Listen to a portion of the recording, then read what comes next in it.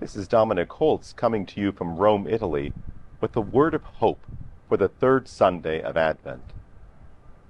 Rejoice in the Lord always. Again I say, rejoice. These are the words of St. Paul to the people of Thessalonica, and they're the words the Church presents to us on this Sunday. This Sunday, normally a midway point between the beginning of Advent and Christmas, point when the Church clothes herself in glorious pink, puts flowers back on the altar, plays the organ again to remind us of a sense of joy of the upcoming celebration of Christmas.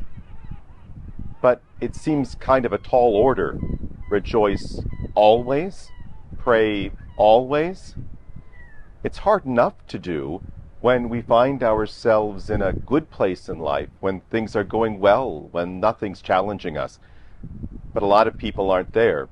Some face quite terrible crises in their life. Some are quite public crises, war or famine. Others are perhaps more personal, but just as terrible. Still others find themselves afflicted by depression, and they can't or seem to not be able to experience joy in their life, and they wonder whether the Church has any message for them. Now, while it's certainly true that the happiest and native place of joy in human life is accompanied by warm feelings of elation, the heart of joy is not found in such feelings.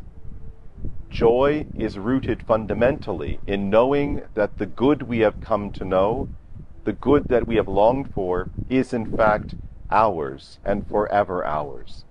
That's the heart of joy, knowing that the great good that we have sought is ours and cannot be lost. This is the Christian's joy.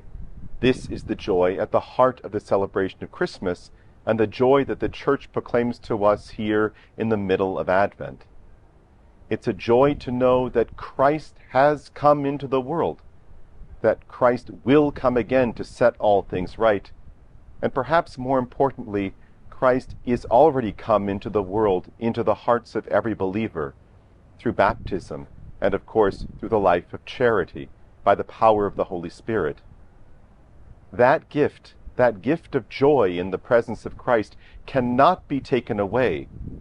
We may refuse it, but it will not be taken away by any power in heaven, on earth, or under the earth, and that is the root of our joy. The joy in knowing that the good that we long for is already ours.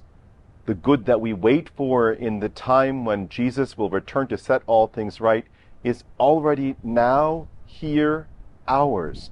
Ours by the power of the Holy Spirit, by the presence of Christ in our hearts, transforming us even now into the good that He wills for us. So whether we find ourselves happy and giddy at the approaching celebration of Christmas, or under a dark cloud of depression, or of pain, or of suffering, we can, no matter where we find ourselves, know this true Christian joy, the joy that will last forever. And that is a word of hope.